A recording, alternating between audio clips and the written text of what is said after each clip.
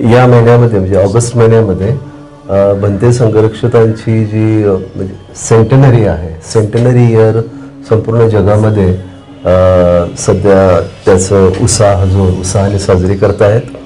तर त्या अनुषंगाने आपण संरक्षितांचं जे त्यांचं एक सौंदर्याची जी दृष्टी होती, बुद्ध धर्म जो आहे तो एक कलेकडे अगदी वेगळ्या दृष्टीने पाहणारा एक धर्म आहे. सौंदर्याला त्याला अतिशय महत्त्वाचं स्थान आहे. यावर त्यांनी उर्गेन संरक्षितांनी त्यांच्या आयुष्यभर फोकस केलं होतं.